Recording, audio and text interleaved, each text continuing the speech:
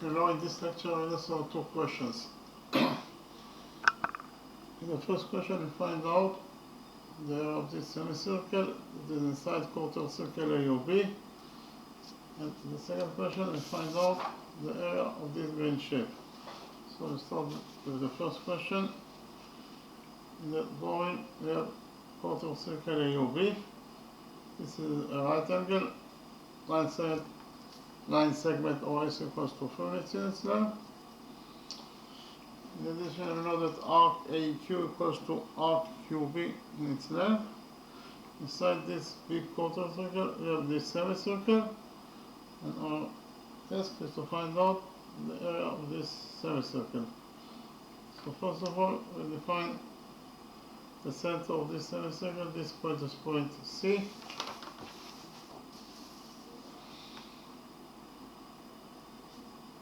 We define the touching point of the big quarter circle with this semicircle. This point is point P.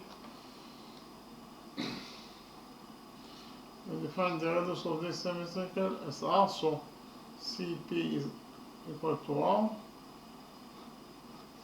CQ is also the radius of the semicircle, is equal to R. In the next step,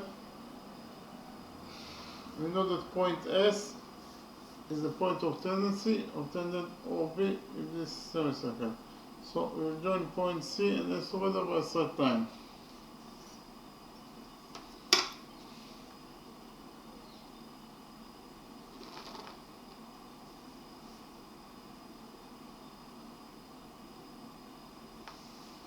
Point C is the center of this semicircle. Point S is a point of the semicircle itself. Therefore, CS is the radius of this semicircle equals to R according to our definition.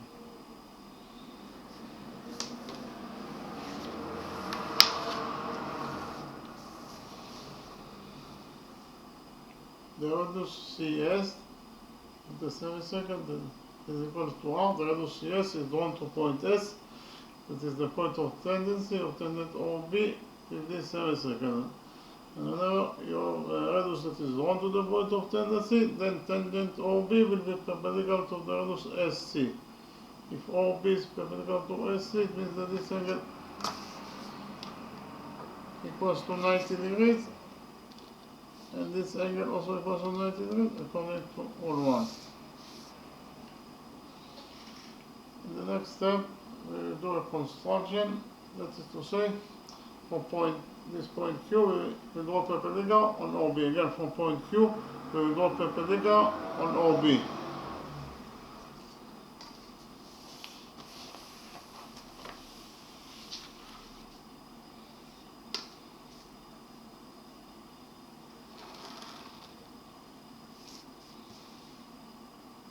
So actually, this angle equals to 90 degrees. This angle also equals to 90 degrees according to our construction.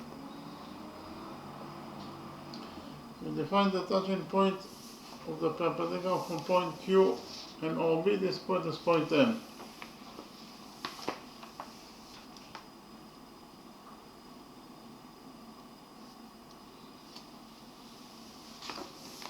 So here we can implement rule 22 in our drawing. Repeat quickly on rule 22. According to rule 22, if the sum of two one-sided interangles is equal to 180 degrees, then they are located between parallel lines. In the drawing, we have line A and line B, line C, and line C cuts those two lines and those 2 points. Those two angles, alpha and beta, are defined as one-sided interangles. And again, those two angles, alpha and beta, are defined as one-sided interangles. So if the sum of those two one-sided angles is equal to 180 degrees, that is to say, if alpha plus beta equals to 180 degrees, then they are located between parallel lines. That is to say, line A is parallel to line B. We can actually implement rule 22 in our drawing. In our drawing, we have those two one-sided triangles. The sum of those two one-sided triangles is of course 180 degrees, and therefore according to rule 22 they are located between parallel lines. That is to say, PO is parallel to CS. According to rule 22, line segment PO is parallel to line segment CS. Likewise,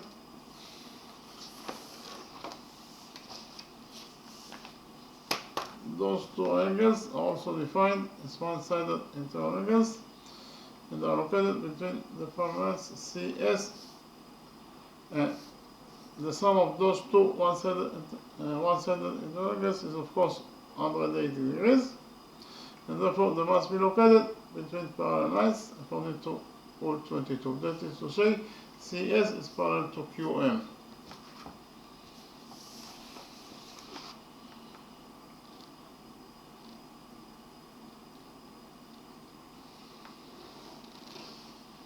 Likewise, those two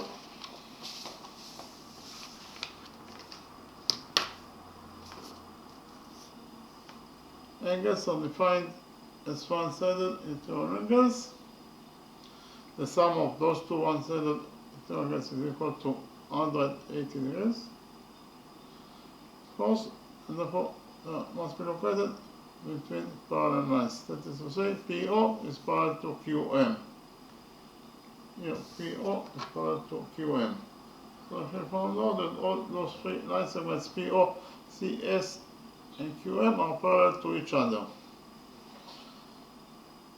So we have here three parallel lines, and those three parallel lines are connected by line segment, connected together by line segment QP and line segment MO. And therefore we can implement here Tell's theorem. According to Tell's theorem, whenever you have three or more parallel lines that are connected by other segment lines that are not parallel to each other, then a special relationship exists between the two line segments that connects the three parallel lines together.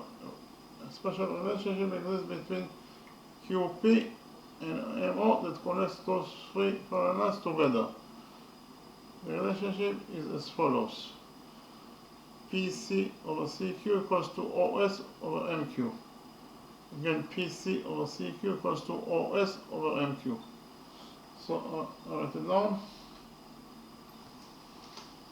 According to Tell's theorem,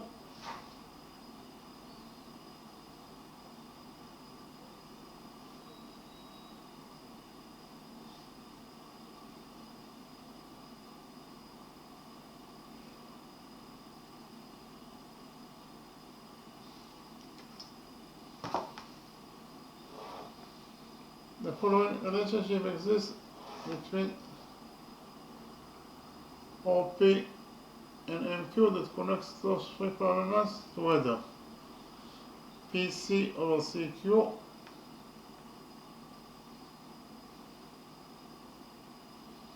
equals to OS over SM.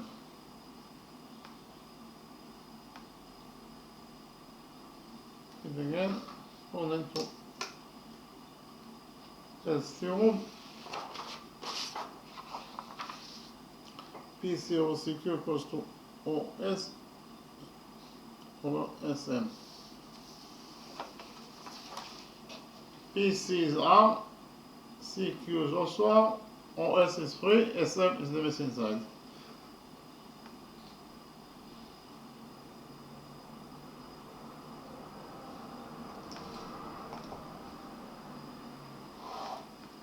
So in total, we have found out that R over R equals to 3 over SM. R over R is 1, so 1 equals to 3 over SM.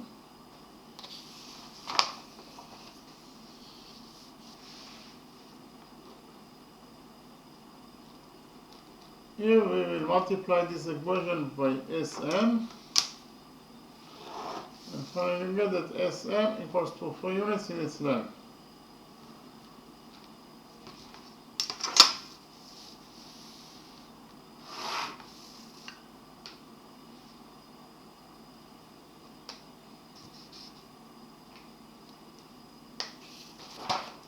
This is the missing mass SM is equals to 3 units in its length.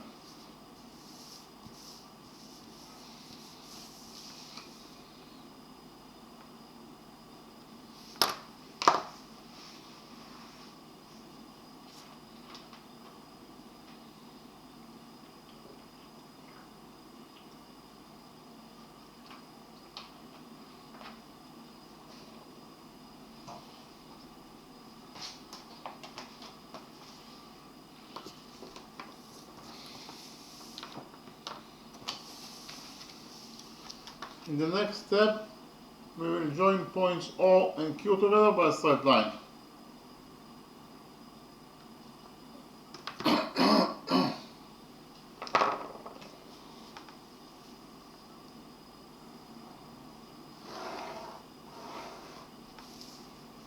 By joining points O and Q, we created the right triangle QOM.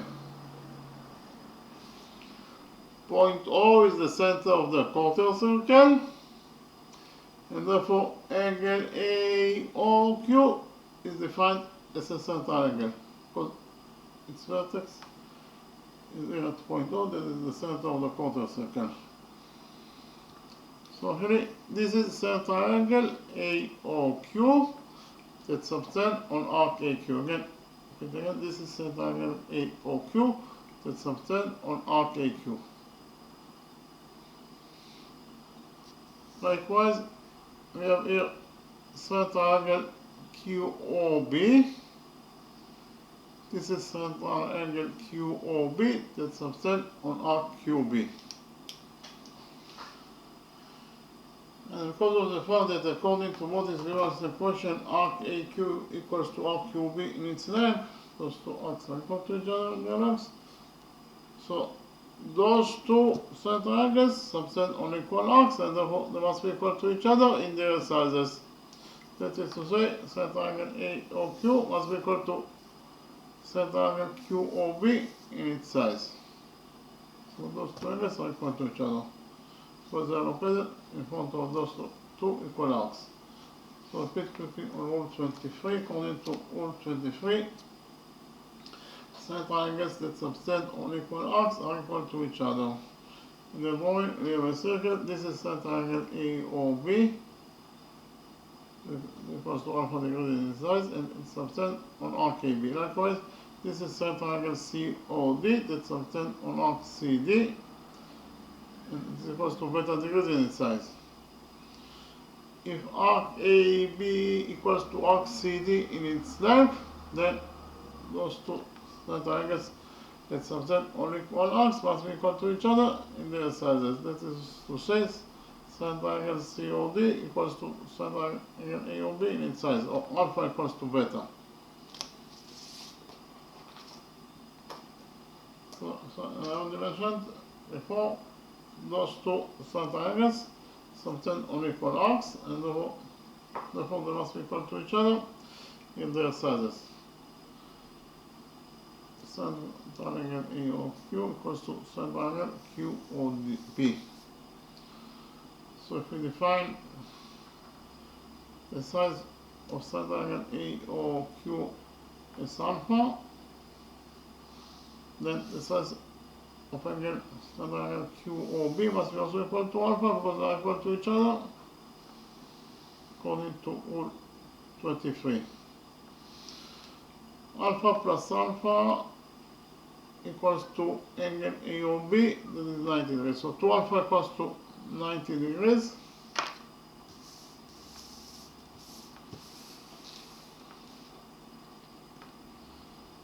And therefore angle alpha equals to 45 degrees in its size. So actually this is angle alpha that is equals to 45 degrees in its size. So angle QOM equals to 45 degrees in its size. So in the next step, we focus on this right triangle, QOM. This right triangle QOM, triangles 45 degrees.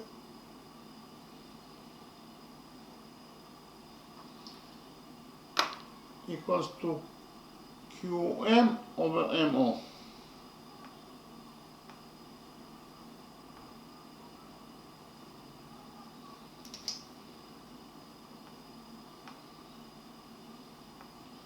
Okay, then in the right triangle QOM,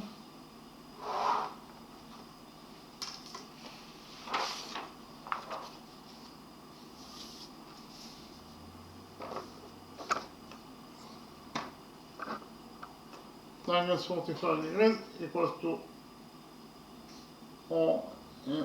QM over OM. So tangent 45 degrees is 1, so 1 equals to QM. QM is the missing side, so we leave it as it is. Over OM. OM in total equals to 3 plus 3, that is 6. So in total we should find out that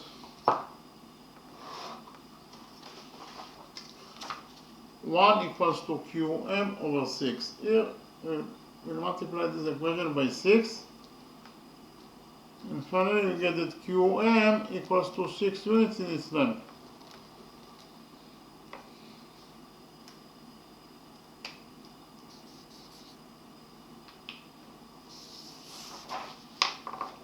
This is side QM, that's equals to 6 units in its length.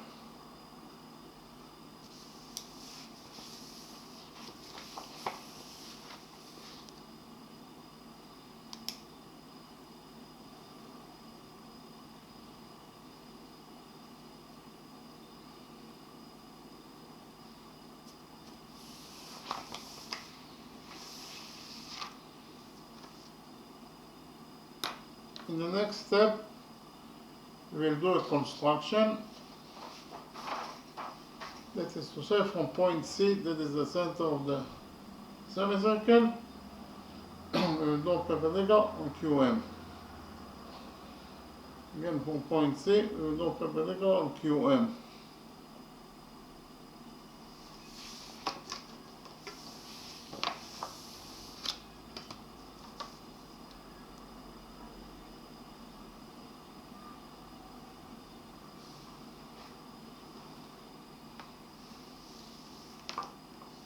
So actually, this angle equals to 90 degrees, and this angle also equals to 90 degrees according to our construction. So we define the touching point of the perpendicular from point C and QM. This point is point L.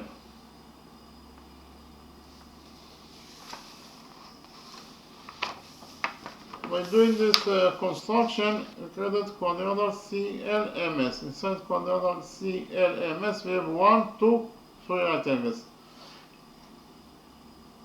The sum of 3 right angles is 270 degrees, so 270 degrees plus the size of this fourth missing angle, in total they must be equal to 360 degrees, according to the rule that states that the sum of the angles in any quadrilateral is equal to 360 degrees.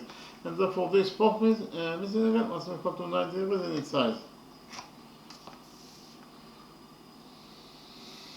So inside quadrilateral CLMS we have 4 right angles, and therefore according to rule 5, any quadrilateral that has 4 right angles must be at least a rectangle plus the square. So we relate to quadrilateral CLMS as a rectangle because it has 4 right angles. So write it down.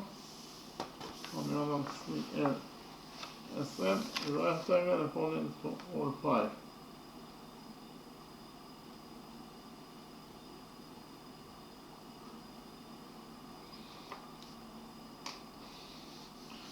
But we also know that the opposite sides of a rectangle are equal to each other.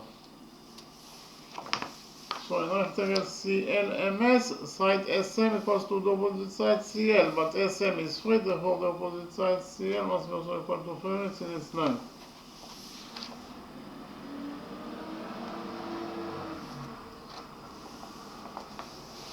Likewise, according to the same rule, in the same rectangle CLMS, side CS must be equal to the opposite side LM. But CS is out, therefore the opposite side LM must be also equal to 1 unit in its length.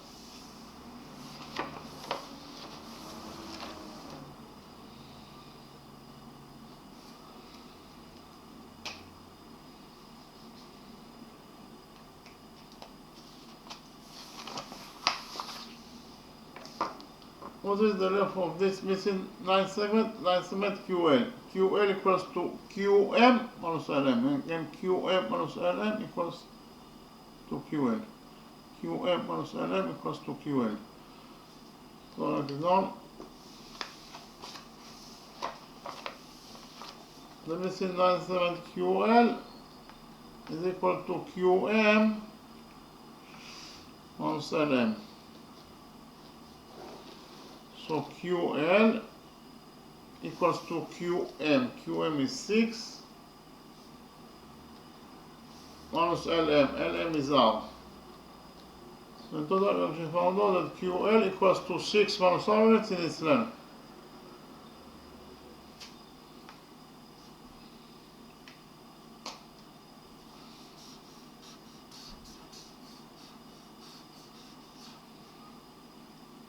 So in the next step, I'll copy this small ring right triangle CQL in a new page, and we will implement the Pythagoras theorem on this small right triangle CQL. According to the Pythagoras theorem, in any right triangle, the square they are produced equals to the sum of the squares of the perpendiculars.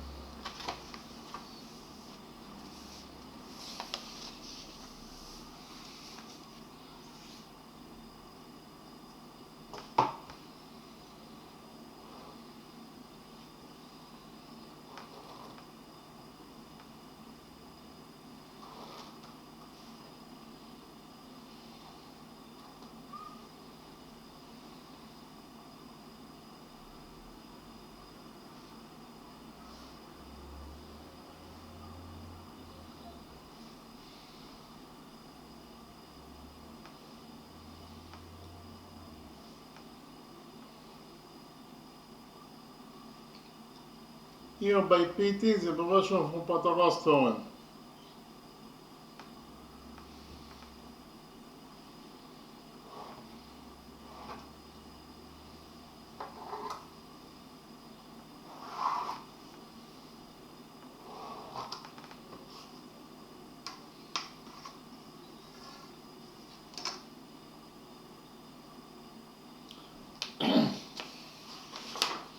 So actually, this is the right triangle, QCL, the copy from the original drawing. According to the Pythagoras theorem, in this right triangle QCL, QC squared, that is the square they are produced, equals to QL squared plus CL squared. So I will write it down. QC squared, that is the square they are produced, is equal to QL square plus CL square.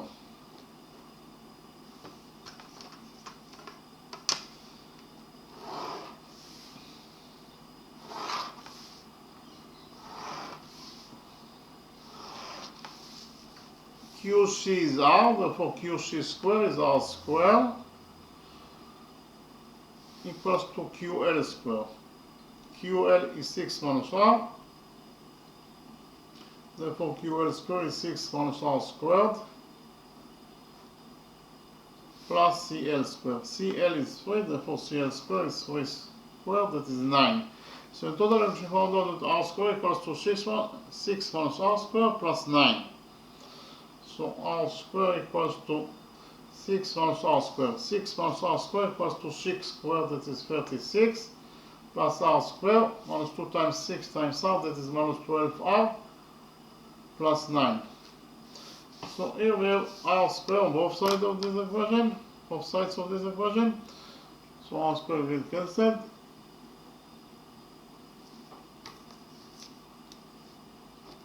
After we cancelled r square, in this side of the equation we left with nothing, that is to say 0. And on the other side of the equation we have 36 plus 9 is 45. Minus 12r. So in total we actually found out that 0 equals to 45 minus 12r. Here we will add 12r to this equation. And we will get that 12r equals to 45. Here we divide this equation by 3. And finally we get that 12r over 3 is 4r equals to 45 over 3 is 15. So in total we actually found out that 4r equals to 15. Here we divide this equation by 4 and finally we get that r, the radius of the semicircle, r equals to 15 over 4 units in its length.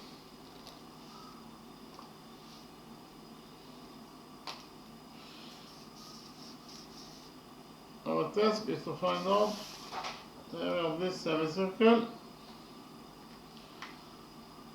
Actually, we know that the area of any semicircle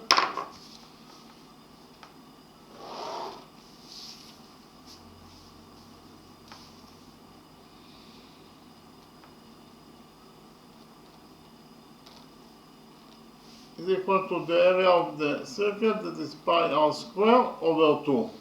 Therefore, the area of our semicircle must be equal to pi over 2 times r square. R is 15 over 4, therefore r square is 15 over 4 squared.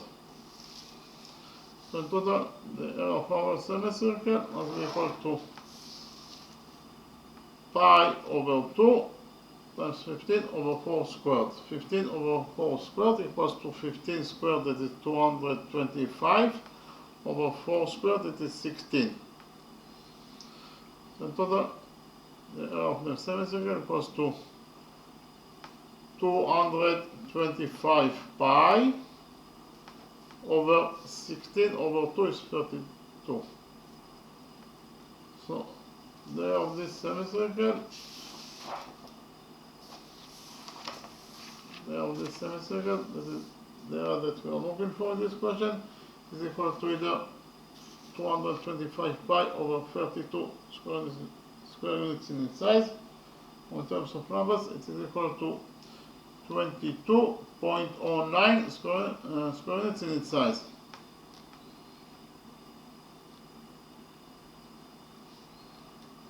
And that's the answer to the first question.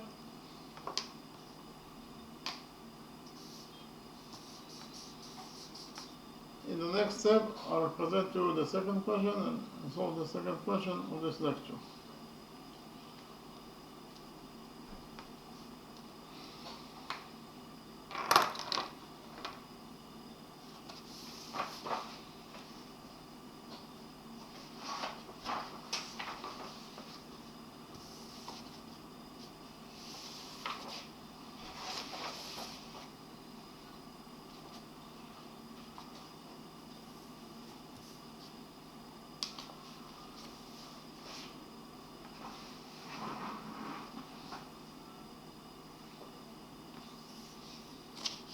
Our task in the second question is to find out the area of this green shape. So, in the drawing, we have the right angle ABC. ABC is right angle because angle BAC is right angle. Inside, we know that side AB of triangle ABC equals to 6 units in its length. Side AC equals to 8 units in its length. The roof of the hypotenuse BC is the missing side. So inside this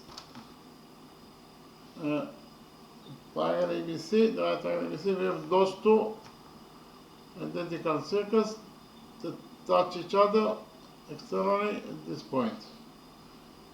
Again, our task is to find out the area of this green shape.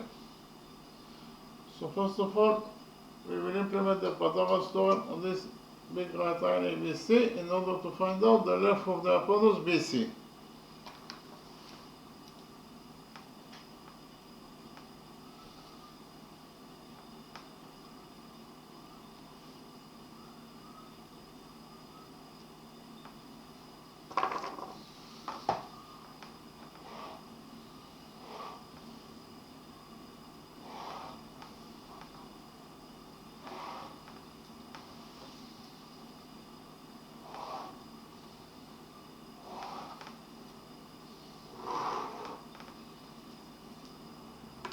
So according to the Pythagoras theorem, this triangle ABC, BC squared, that is the square of the hypotenuse, equals to AB squared plus AC squared.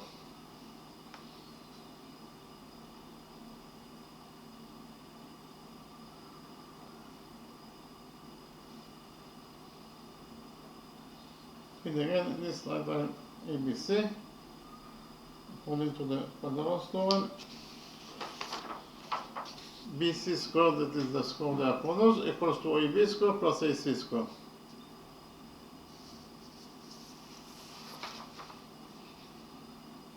BC is the missing side, so we limit as it is, so it is BC squared equals to AB squared. AB is 6, therefore AB squared is 6 squared, that is 36, plus AC squared. AC is 8, therefore AC squared is 8 squared, that is 64.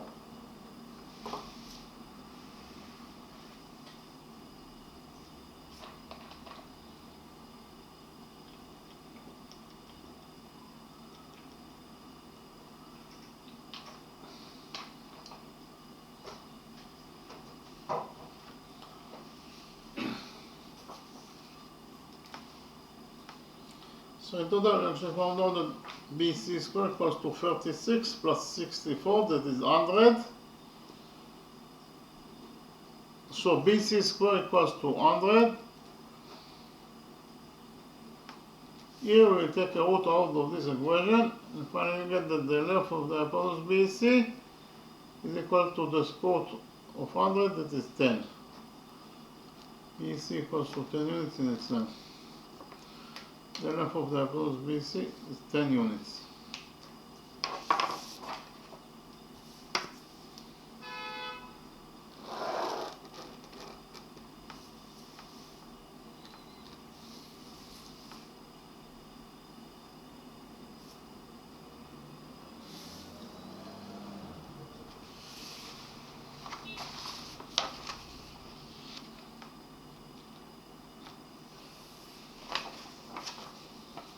The next step, we'll find out the area of this right triangle ABC.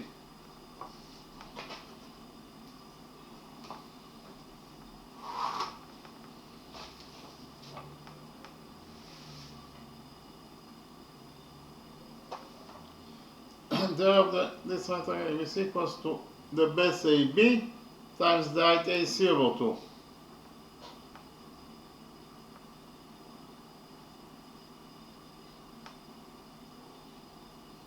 Again, the area of this right triangle ABC equals to the base AB times the height of the base AC over 2. AB is 6 times BC, the height AC is 8 over 2. So 6 times 8 is 48 over 2. 48 over 2 is 24.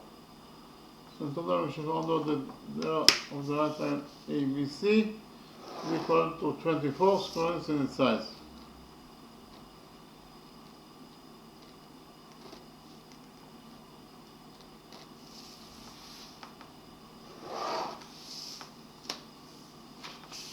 In the next step, we find out the area of this right triangle ABC in a different way. We choose the bases BC, and therefore the height to the base will be perpendicular to the base. That we define the height as h. So the area of triangle ABC equals to the base BC times the height edge to the base over 2. Again, this BC times edge over 2. The height edge must create 90 degrees with the base BC. So there are ABC. According to the first method of calculation, is equal to the base BC times the height to the base BC, that is edge, over 2.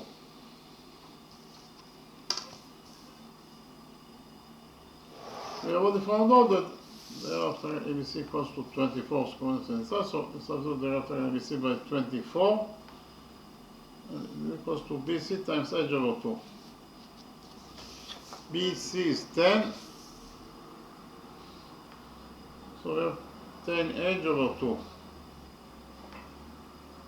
10 over 2 is 5, so let's have the question. We have 5 edge. 24 equals to 5 edge. Here we will divide this equation by 5 and finally get that the height edge to the base BC is equal to 24 over 5 is 4.8 units in its length. And again, the height to the base BC, the height edge, is equal to 4.8 units in its length.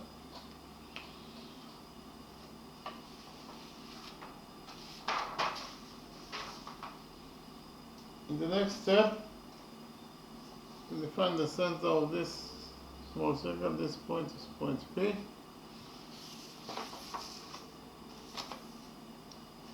Likewise, we define the center of this circle. This point is point Q. And define the point of tendency BC with this circle. This point is point K. We define the point of tendency BC with this circle. This point is point L. We define the radius of one circle as x, and therefore the radius of the other circle must be also equal to x because they are identical, and therefore they must have also the same radii. So in the next step, we join points P and K together by straight line.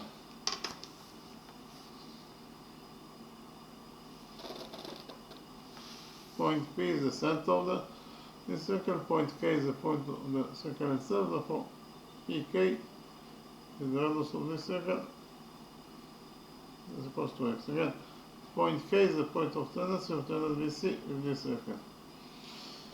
The radius PK that is equals to x, the radius PK is drawn to point K, that is the point of tendency BC with this circle.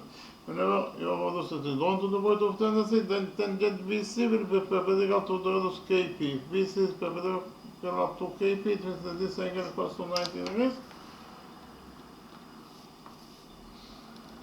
And this angle also equals to 90 degrees according to rule 1. Likewise, we join points Q and F together by a straight line. QL is of course the radius of this circle equals to x. Again, point L is the point of tendency BC in this circle.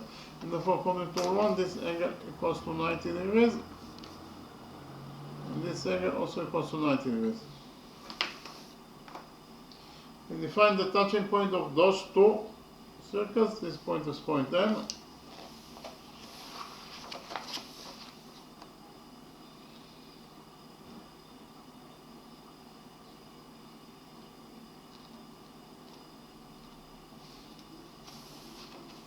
In the next step, we do construction, that is to say from point M, that is the touching point of those two circles, we will go perpendicular on BC. Again, from point M, we will go perpendicular on BC.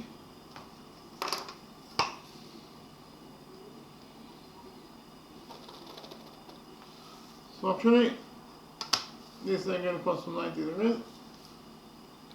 This angle also equals to 90 degrees according to our construction. We define the touching points, the perpendicular from point M and BC. This point is point S.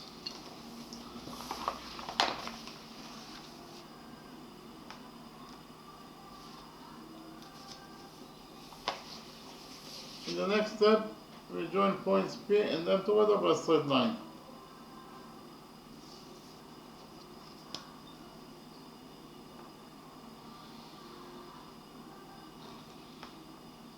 Point P is the center of this circle, point M is the point of the circle itself. Actually, it's the point of tendency of tangent SM in this circle.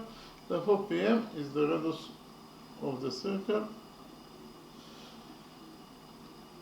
is equals to X.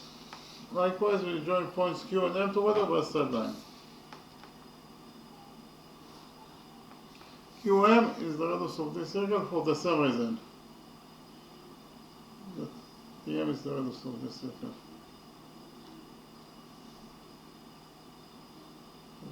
Equals to X, of course. So here we can implement here all one. Why? Because SM is a common tangent that belongs to both triangles. And say that SM belongs to tangent SM is a tangent to this circle.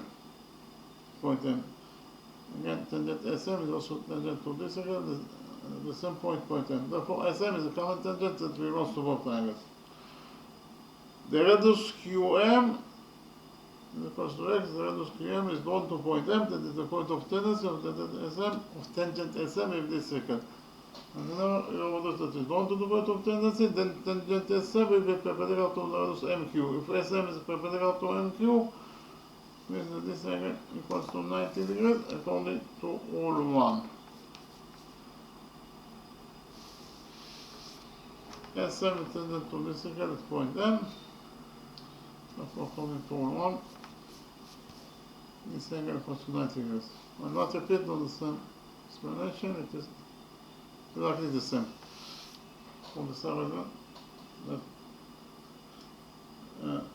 this angle is the right angle, this angle must be also equal to 90 degrees on the side, for the same reason. According to all one.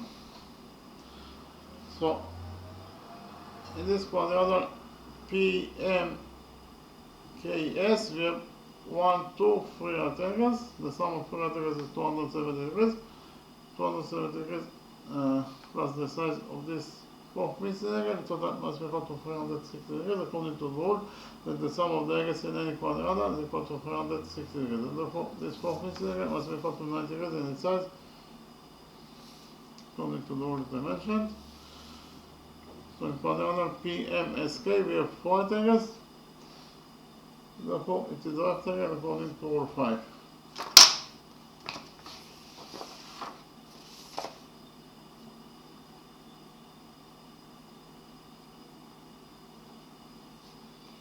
Likewise, in this small quadrilateral MKLS, we have 1, 2, 3 right angles. Therefore, this fourth missing angle must be equal to 90 degrees in its size. Quadrilateral MQLS is 4 right angles, and therefore it is a rectangle.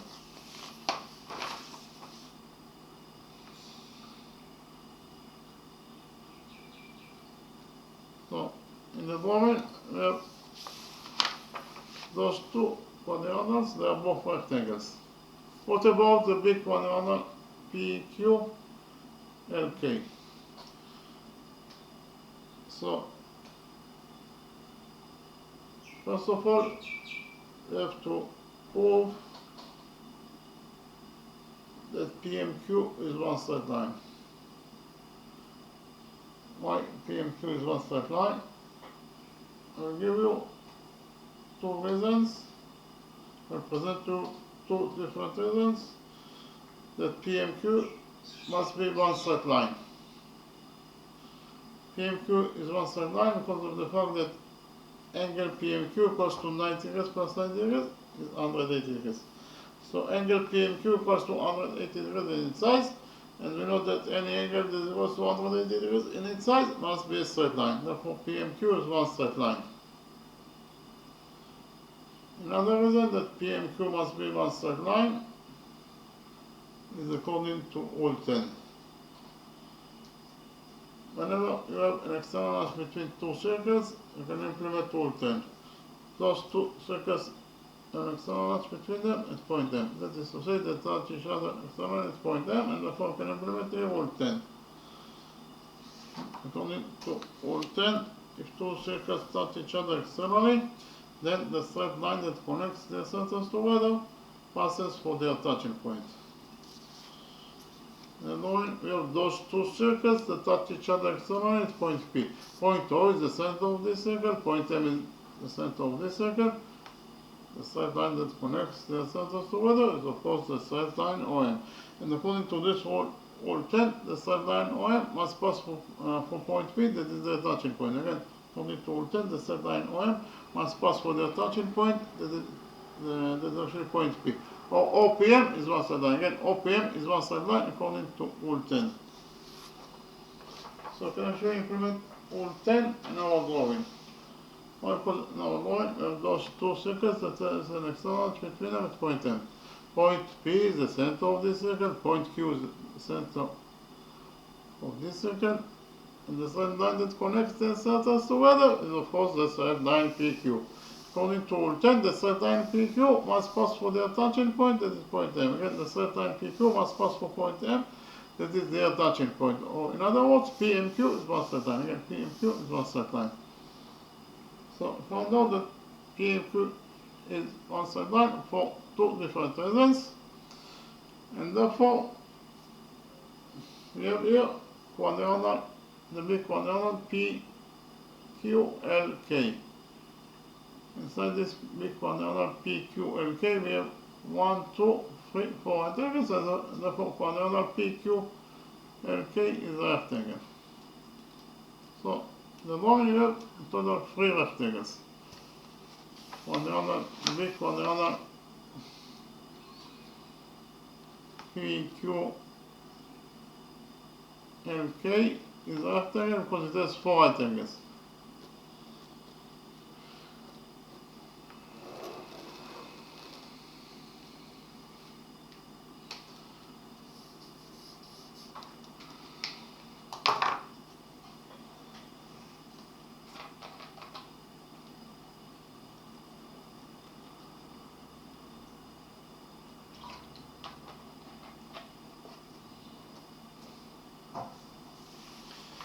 Because of the fact that we found out that PMQ is one straight line, it means that PQ in total equals to PM plus MQ. Again, PQ equals to PM, that is X, plus MQ, that is also X. X plus X is 2X. So PQ equals to 2X units in its length.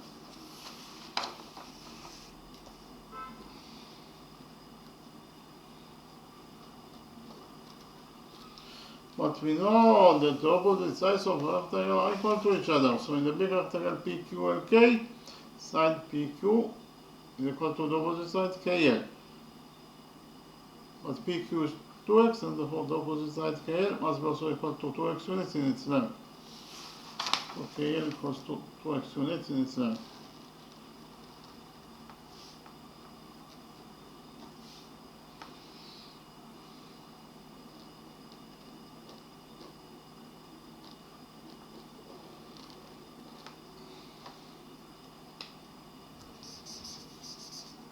So in the next step, I'll copy the big rectangle PQKL in a new drawing, and we will do a construction in the new drawing. Actually, we draw the height edge from point A to the base BC. We already found out that the height edge to the base BC equals to 4.8 units in its length. Edge equals to 4.8 units. So copy this rectangle PQLK in a new page, and we will do the construction.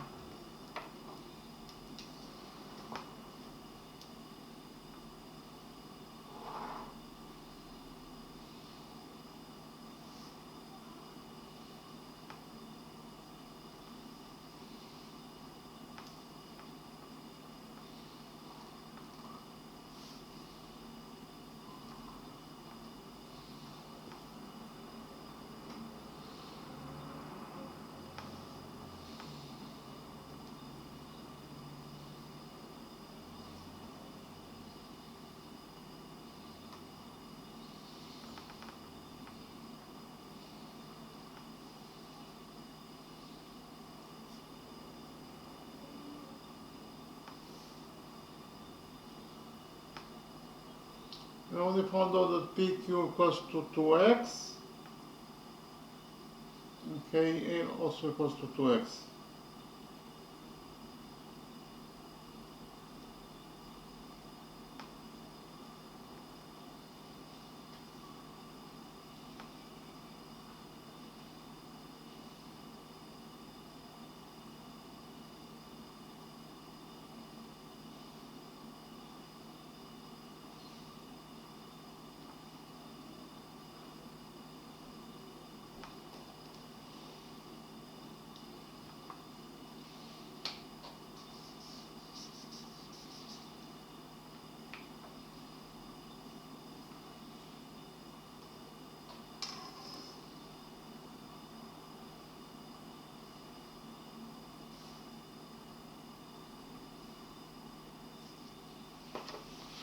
So actually, this is rectangle PQKL that are coming from the original drawing.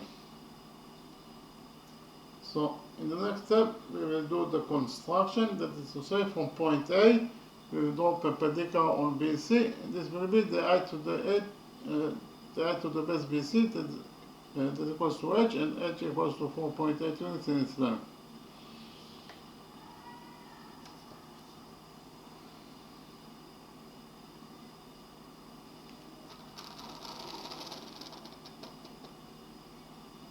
So actually,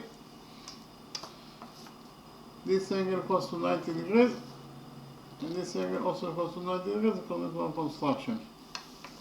And we find the touching point of the perpendicular from point A and BC. This point is point T.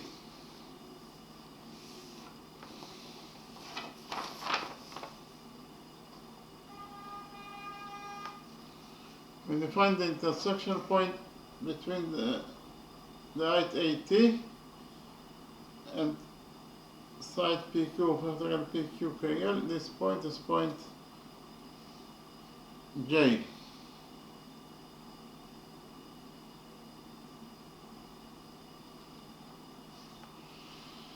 When doing this, so we know that AT is the height to the base BC is equals to h, and h equals to 4.8 units in its length. It equals to 4.8 units in its length.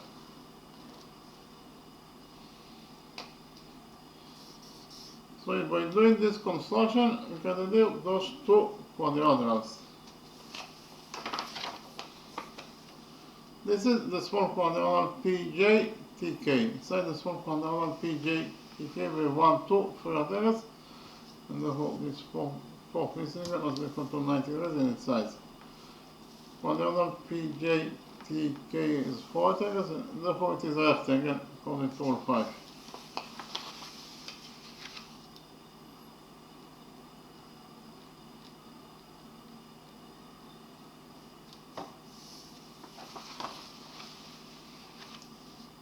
This is quadrilateral JQLT. Inside quadrilateral JQLT, we have 1, 2, 3 rectangles, and therefore this fourth rectangle must be equal to 90 degrees in its size, and therefore quadrilateral JQLT is also a rectangle, because it has 4 rectangles.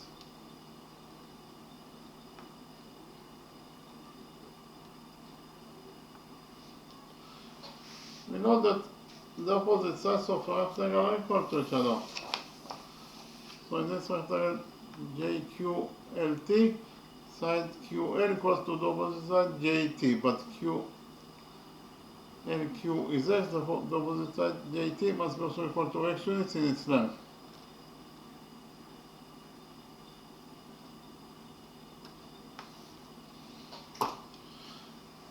What is the length of this 97 AJ? AJ equals to AT minus JT. Again, AJ equals to AT minus JT. So write it down. The missing 97 AJ. In total, it is equal to AT minus JT.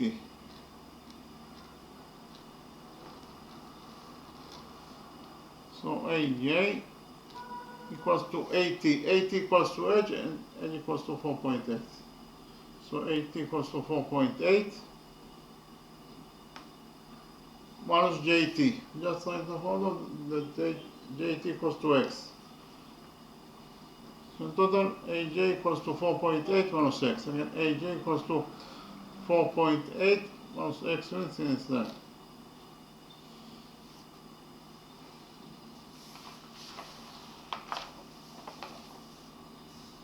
AT is the height to the base BC, therefore it is absolutely straight line.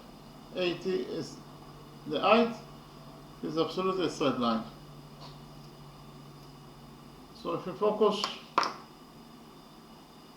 on the right side of the straight line 88 point J, here the sum of the angles must be equal to 180 degrees according to rule 3.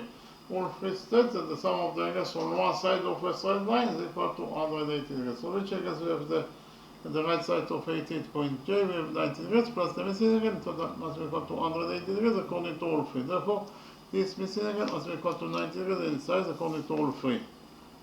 Likewise, if we focus on the left side of the straight line 88 point J, here the sum of the angles must be equal to 180 degrees according to rule 3. So which angles we have at the left side of 88 point J, we have 90 degrees plus the missing angle, so that the sum of those angles must be equal to 180 degrees according to rule 3. Therefore, this missing angle must be equal to 90 degrees in its size.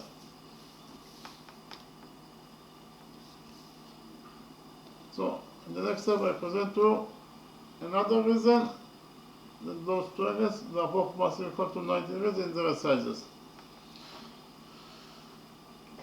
In rectangle PJTK, the opposite sides are parallel to each other. So side PJ is parallel to the opposite side KT. Those two angles are defined as corresponding angles and are located between the parallel lines PJ and KT, and therefore they must be equal to each other in their sizes according to the rule that corresponding angles between parallel lines are equal to each other.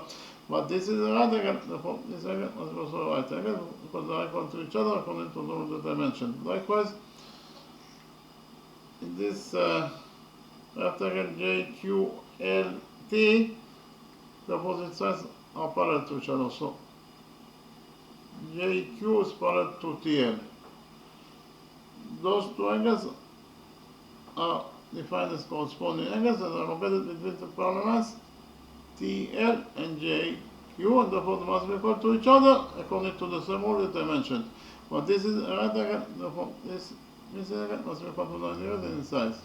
So presented to you two different reasons that those two angles are both equal to 90, they must be equal to 90 degrees in their sizes.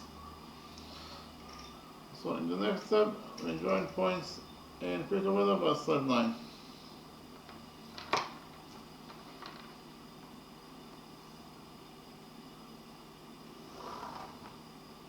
And we join points A and Q together by a straight line.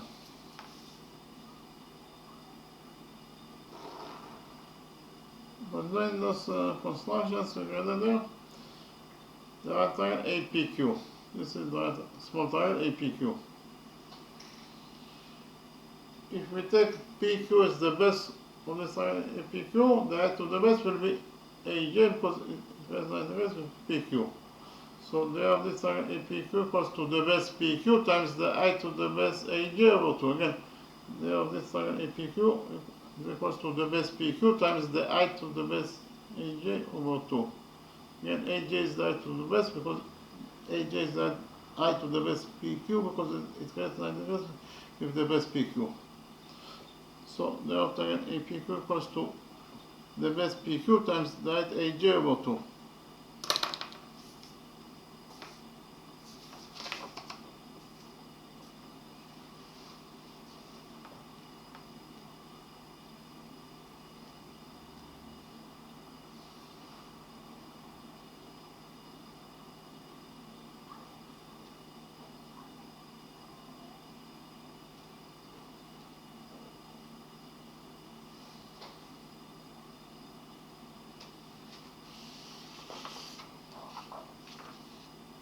Again, Therefore, the small triangle APQ equals to the base PQ times the height of the base AJ over 2.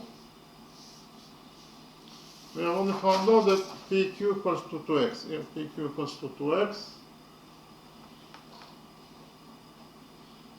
times the height AJ. AJ equals to 4.8 minus x.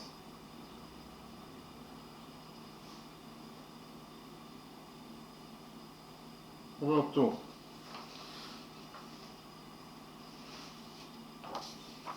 So in total, we have the small triangle APQ equals to the base 2x times the height of the base 4.8 minus x over 2. We have 2 in the numerator, 2 in the denominator, so 2 will get cancelled. And we're left only with x times 4.8 minus x. So here we'll open the brackets and get that x times 4.8 is 4.8x. And we have x times minus x is minus x squared. So in total we actually found out that they have the small triangle APQ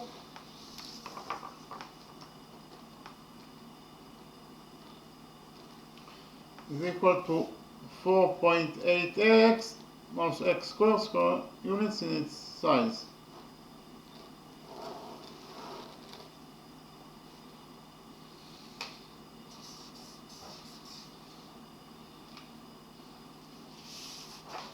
Now this triangle APQ equals to 4.8x minus x square units in its size.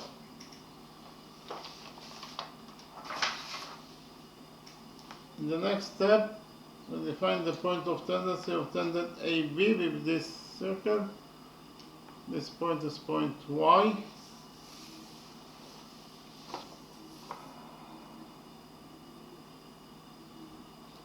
And we join points P and Y together by a straight line.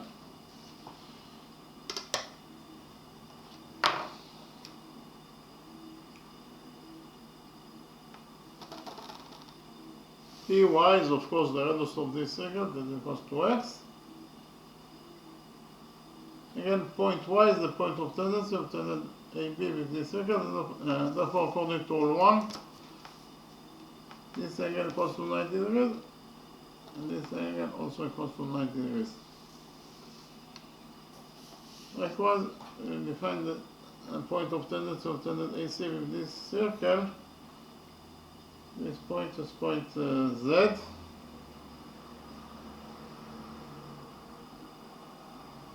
And we join points Q and Z together by a straight line.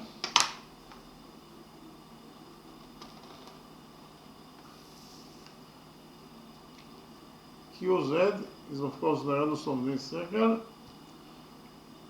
equals to x, and therefore according to rule 1, this angle equals to 90 degrees on its side, and this angle also equals to 90 degrees.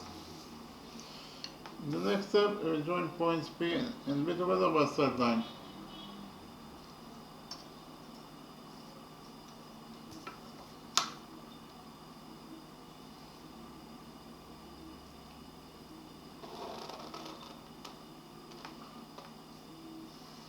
And we will join points Q and C together by a straight line.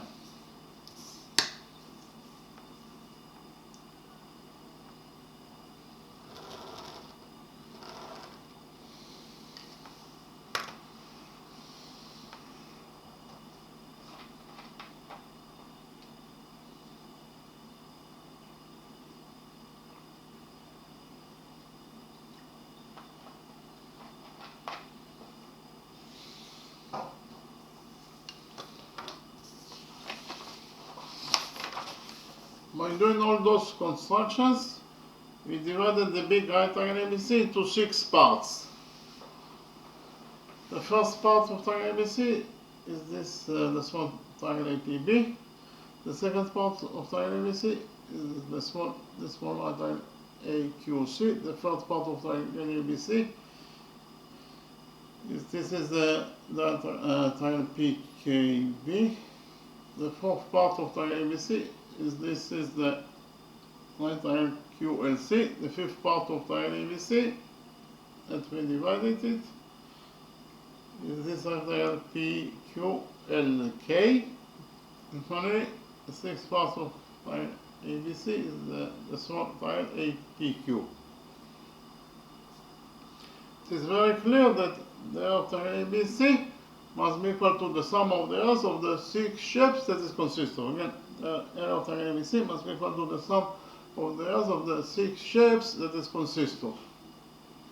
The six shapes are the shapes that I presented to 1 minute ago. Okay? So you can write down that the area of triangle ABC in total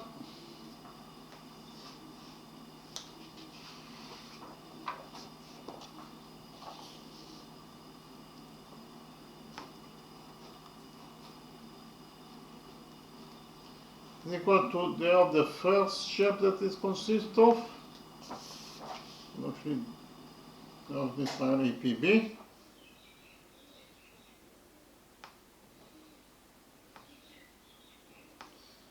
plus the area of the second shape that triangle ABC consists of, that actually this is the area of this triangle AQC,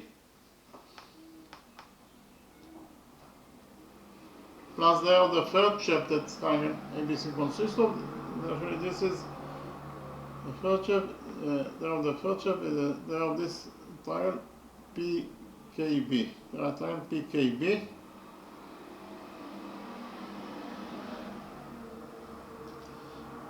Plus the area of the fourth shape that triangle ABC consists of. Is actually the area of this triangle Q, the right triangle QLC.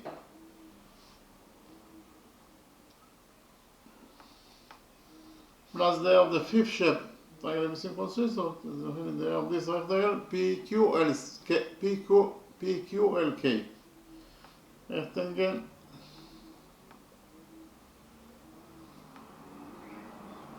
PQLK, plus the area of the sixth shape that triangle ABC consists of, the area of this triangle APQ.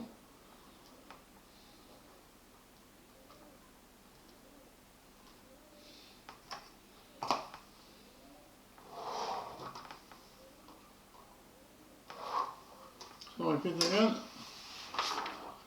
The area of the big right triangle ABC must be equal to the sum of the areas of the six shapes that it consists of. That is to say, it must be equal to the area of the first shape, that is the area of triangle APB, plus the area of the second shape that it consists of, that is actually the area of triangle AQC, plus the area of the first shape, the third shape that it consists of, that is actually the area of the right triangle PKB, plus the area of the fourth shape that it consists of, that is actually the area of the right triangle QLC, plus the area of the fifth shape, that is the area of rectangle PQLC, plus the area of the sixth shape that triangle ABC consists of, that is actually the area of triangle APQ. We know that the area of triangle ABC equals to 24 square units inside, so let's do the area of triangle ABC by 24. So 24 equals to the area of triangle APB. What is the area of this triangle APB? The area of this triangle APB equals to the base AB times the height of the base YP over 2. So it is AB 6, YP is x over 2. So in total, the area of this triangle APB equals to 6x over 2 square units in size.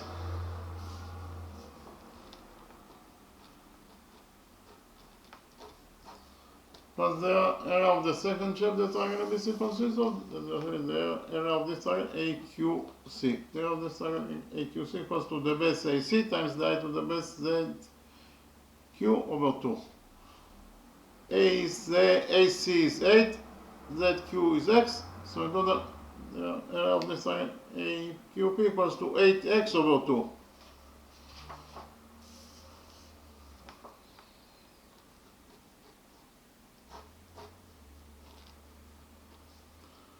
Plus the area of the third shape that triangle ABC consists of, the actually the area of this right triangle PKB. The area of this right triangle PKB equals to the base BK times the height KP over 2.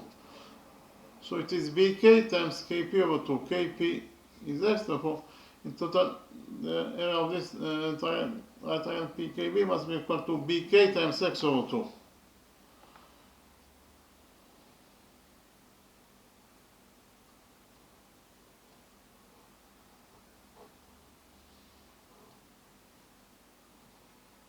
And again, the area of the fourth shape, that triangle is consists of equal to BK times x over 2.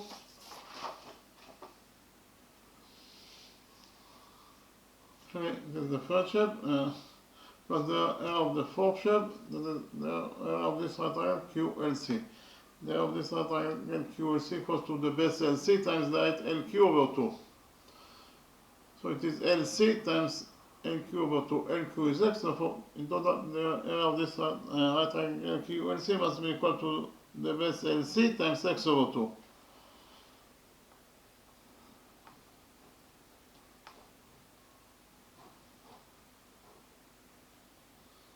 So the area of the fourth shape, the triangle is consists of, it is equal to the area of the right triangle QLC, it is equal to LC times x over 2, plus the area of the fifth shape that triangle consists of, this is actually the area of this rectangle, PQLK.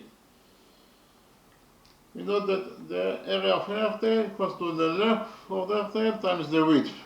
The length PQ is 2x, the width PK is x. So in total, the area of this rectangle PQLK equals to 2x times x.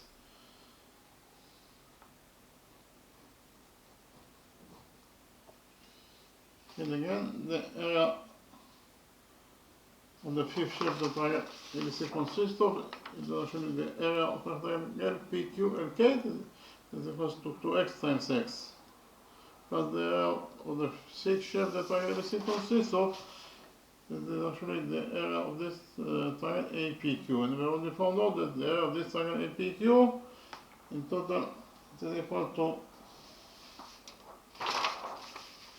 4.8x minus x squared.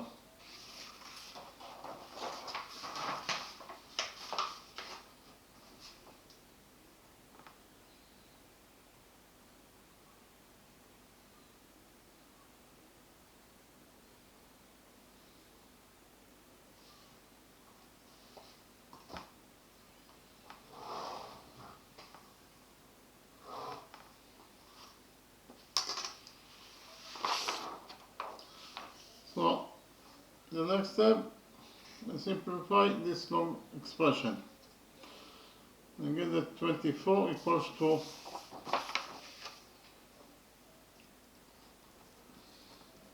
6x over 2 is 3x, plus 8x over 2 is 4x, plus bk times x over 2 plus lc times x over 2.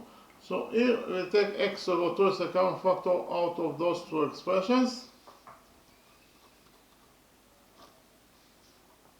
So what is left from this expression after we took from it x over 2 is a common factor? What is left is actually bk, plus what is left from this expression after we took from it x over 2 is a common factor? What is left is actually lc.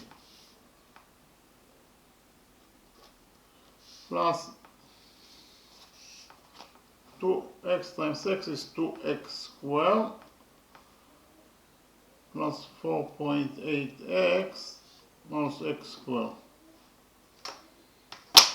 We continue to simplify this log expression and get that 24 equals to 3x plus 4x is 7x, plus here x over 2 times bk plus lc. We would like to express 97 bk plus lc in terms of x, because then we have one variable with one equation with one variable. The only one variable that is missing here is x. So we have to express bl plus a bk plus lc in terms of x. Here we have bk BK plus LC. What is the value of the sum of those two line segments BK plus LC? Actually, it is very easy to see from the domain. If you remove from side BC, from this side BC, line segment QL, what is left is BK plus LC. Again, if you remove from BC line segment QL, what is line segment KL, what is left is BK plus LC. Therefore, BK plus LC equals to BC minus KL. Yeah. BK plus LC equals to BC minus KL. BC is 10, KL is 2x. KL is 2x. According to what we found out, KL is 2x.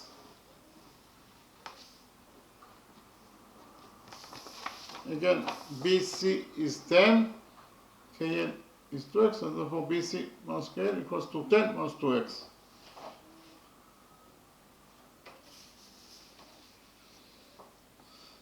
So BK plus LC equals to 10 minus 2x plus 2x squared plus 4.8x minus x squared.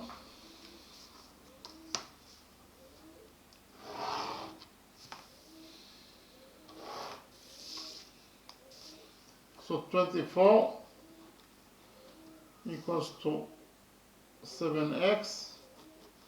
We have x over 2 times 10.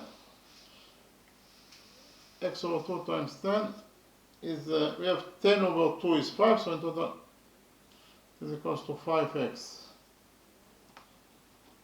We have x over 2 times minus 2x. So minus 2 over 2 is minus 1, so in total we have you will have x times minus x, that is minus x squared,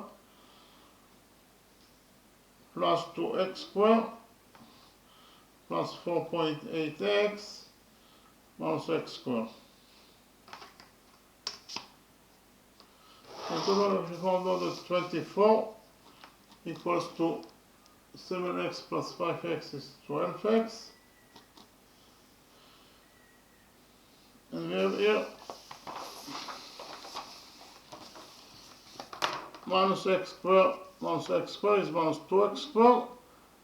Minus 2x squared plus 2x squared is 0. So those two expressions will get cancelled. And you're left only with 4.8x.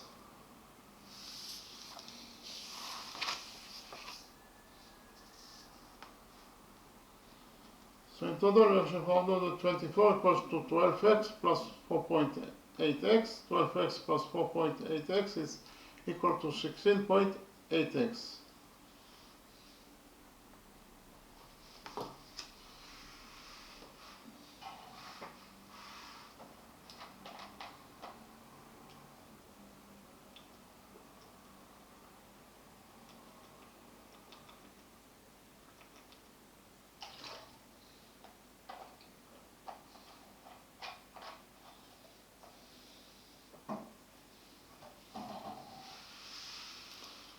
So 24 equals to 16.8x.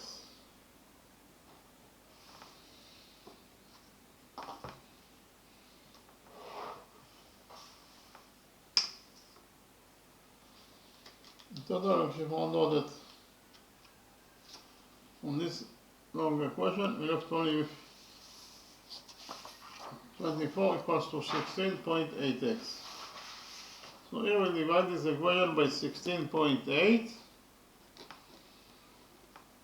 and you get that x, that is the radius of the two circles, the two identical circles. In total, x equals to 24 over 16.8 units in its length.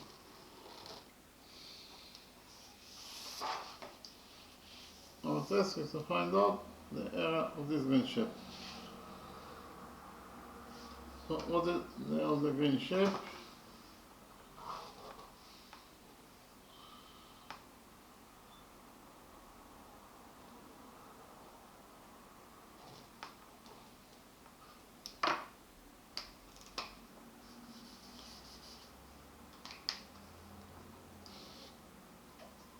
From the domain, it is very easy to see that the area of the green shape in total equals to the area of the big right triangle ABC minus the sum of the areas of those two circles. Again, the area of the green shape equals to the area of the big right triangle ABC minus the sum of the areas of those two circles.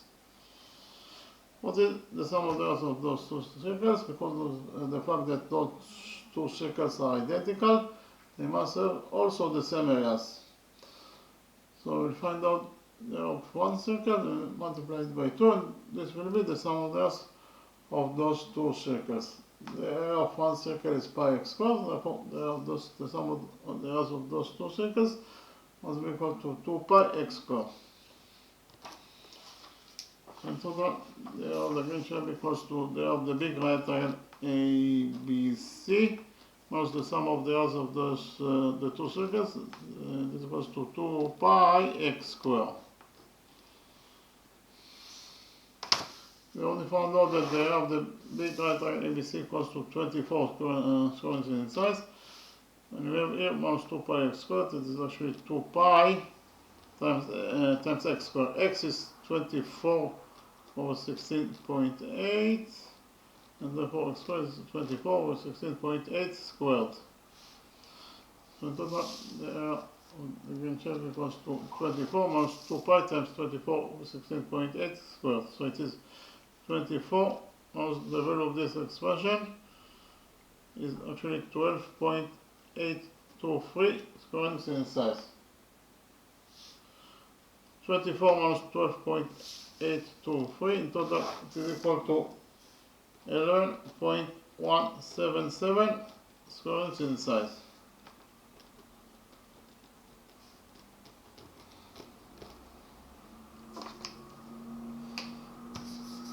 So I actually found out that the area of the green shape, that is the area that we are looking for in this question, is equal to 11.177 square inches in size. So we finished with the first question and with the second question. So in the next step of the lecture, we'll start with the first question. That is to say, we'll repeat on the solution of the first question.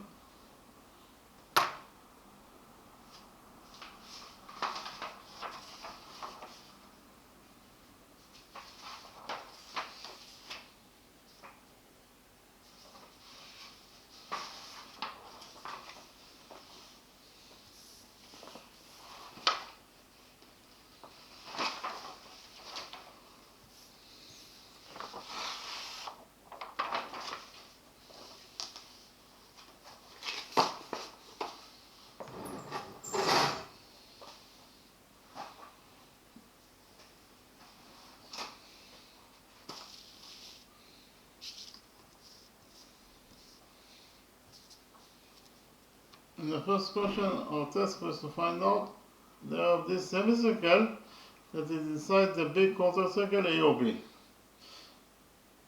So this angle is a right angle because AOB is a quarter circle. Right side OS equals to 4 inches in size. Again, our task is to find out the area of this semicircle that is inside the big quarter circle AOB. So first of all,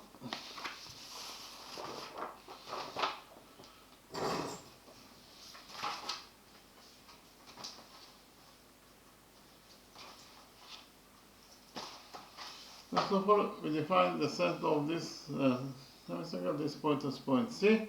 We define the touching point of the quarter circle in this semicircle. This point is point P. CP is of course the radius of the circle, of the semicircle, that we define as R. Likewise, CQ is also the radius of the semicircle, that is equals to R. Point S is the point of tendency of tangent OB with this semicircle. In the next step, we join points C and S together by a straight line. Point C is the center of this semicircle, point S is the point of the semicircle itself, therefore CS is the radius of this semicircle, that is equal to R according to our definition. The radius CS that is equal to R, the radius CS is drawn to point S, that is the point of tendency of tangent OB with this semicircle. And whenever you have a radius that is drawn to the point of tendency, then tangent OB will be perpendicular to the radius SC. If OB is perpendicular to if OB is perpendicular to SC, it means that this angle equals to 90 degrees, and this angle also equals to 90 degrees according to rule 1. In the next step, we did the construction. That is to say, from point Q, we do perpendicular on OB. Again, from point Q, we do perpendicular on OB. So this angle equals to 90 degrees, and this angle also equals to 90 degrees according to our construction. We define the touching point of the perpendicular from point Q on OB. This point is point M. In the next step, we implemented rule 22 in our drawing. Repeat quickly on rule 22. According to rule 22, if the sum of two one-sided rectangles is equal to 180 degrees, then they are located between parallel lines. In the drawing, we have line A and line B. The red line C cuts those two lines A and B, those 2 points. Those angles alpha and beta are defined as one-sided rectangles. According to this rule, rule 22, if the sum of those two one-sided interrogants is equal to 180 degrees, that is to say, if alpha plus beta equals to 180 degrees, then they must be located between parallel lines. That is to say, line A is parallel to line B. Again, if alpha plus beta equals to 180 degrees, then line A is parallel to line B. So I can actually implement rule 22 in our drawing. In our drawing, the sum of those two one-sided interrogants is equal to 180 degrees, and therefore they must be located between parallel lines. That is to say, PO is parallel to CS. PO is parallel to CS. Likewise, the sum of those two one-sided interrogants is also equal to 180 degrees, and therefore they are located between parallel lines. That is to say, CS is parallel to LM. Again, CS is parallel to QM, and CS is parallel to QM. Likewise, the sum of those two one-sided triangles is also equal to 180 degrees, and therefore they are located between parallel lines. That is to say, PO is parallel to QM, and PO is parallel to QM. So in total, we should find out that all the three line segments PO, CS, and QM, they are parallel to each other. So in the drawing, we have three line segments that are parallel to each other. PO is parallel to CS, is parallel to QM. And we have line segment QP that connects those three parallel lines together. Likewise, line segment MO also connects those three parallel lines together. Tails 0 talks about those two line segment QP and MO that connects the three parallel lines together. According to tails 0, a special relationship exists between QP and MO, those two line segments that connects those three parallel lines together. The following relationship is as follows: PC over CQ equals to Q. PC over CQ equals to OS over SM. Again, PC over CQ equals to OS over SM.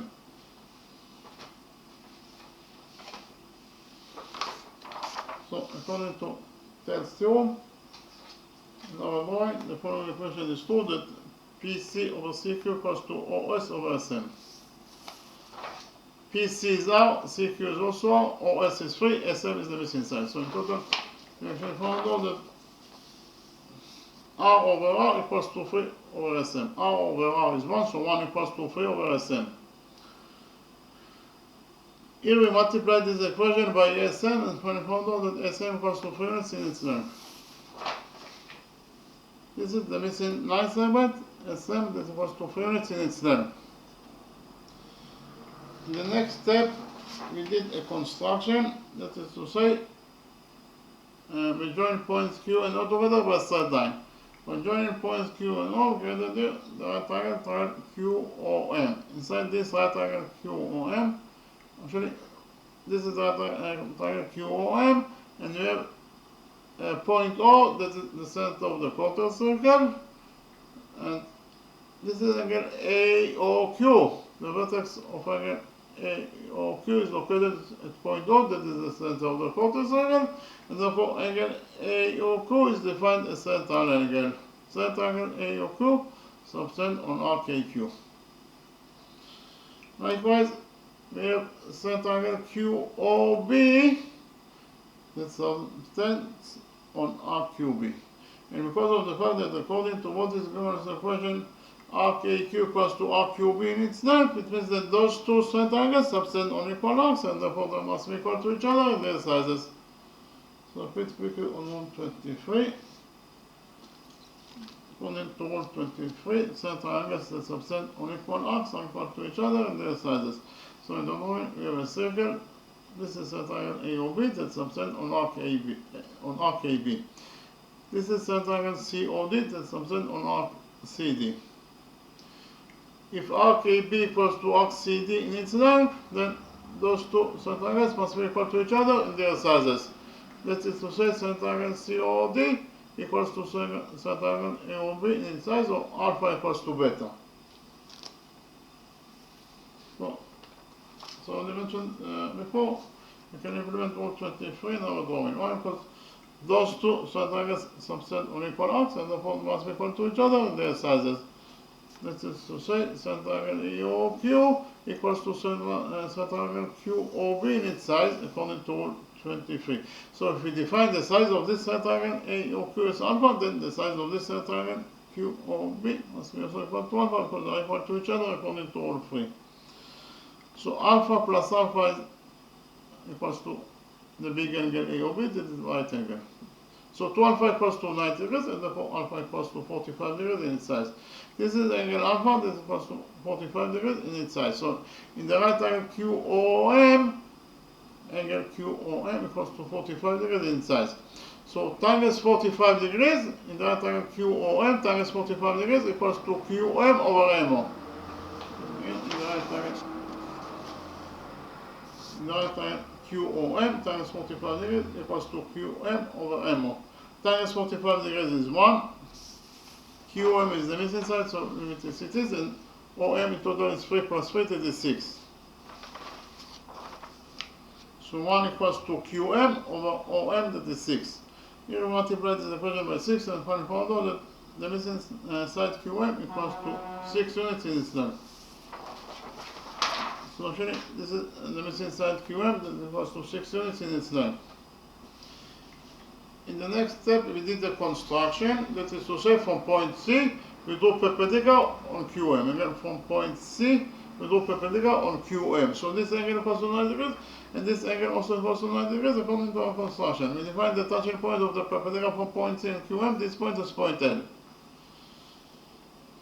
So, when doing this construction, we create that here, quadrilateral CLMS. Inside quadrilateral CLMS, we have 1, 2, 3 right angles. The sum of 3 right angles is 270 degrees. So 270 degrees plus the side of this fourth missing angle. Total must be equal to 360 degrees. According to the rule that says that the sum of the angles in any quadrilateral is equal to 360 degrees. To 360 degrees. And therefore this fourth missing angle must be equal to 90 degrees in its size. So quadrilateral CLMS is 4 right angles, and therefore according to rule 5, it is a right angle. Quadrilateral CLMS is a right angle. But we know that the opposite sides of right angle are equal to each other. So in right angle CLMS, side SM must be equal to the opposite side CL, but SM is 3, therefore the opposite side CL must be also equal to 3 units in its length. Likewise, according to the same rule, in the same right angle CLMS, side CS must be equal to the opposite side LM. But CS is out, therefore the opposite side LM must be also equal to 1 unit in its length. What is the length of this missing line side? QL. QL equals to QM minus LM. Again, QL equals to QM minus LM. QL equals to QM minus LM. So QL equals to QM, that is 6, minus LM, that is R. So in total, QL equals to 6 minus 1 units in its length. In the next step, I copied the right triangle QCL in an Olympiad and implemented the quadrilateral theorem on this right triangle QCL.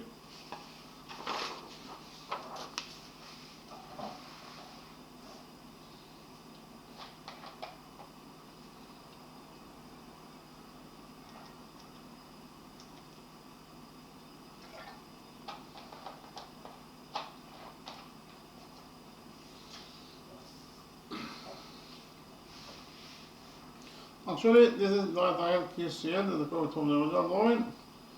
According to the quadrilateral theorem, in this right triangle QCL, QC squared, that is the square of the hypotenuse, equals to QL squared plus CL squared. QC is out, therefore QC squared is R squared, and is equals to QL squared. QL is 6 minus 1, therefore QL squared is 6 minus R squared. plus CL square. CL is 3, therefore CL square is 3 squared, that is 9. So in total we found out that R square equals to 6 minus R square plus 9. So R square equals to 6 minus R square. 6 minus R square equals to 6 square plus R square minus 2 times 6 times R, that is minus 12R plus 9. Here we have R square on both sides of this equation, so R square we can cancel. After cancelled R square on this side of the equation, we left with nothing, that is to say 0, while on the other side of the equation we have 36 plus 9, that is 45, minus 12R. So in total 0 equals to 45 minus 12R. Here we added 12R to this equation, and we found out that 12R equals to 45. Here we divided this equation by 3, which we found out that 12R over 3 is 4R, 45 over 3 is 15. So in total 4R equals to 15. Here we divided this equation by 4, and we found out that the radius R of the semicircle equals to 15 over 4 units in itself. Our task is to find out the area of this semicircle. So what is the area of this semicircle? Actually, we know that the area of any semicircle equals to the area of the circle, that is pi r square over 2.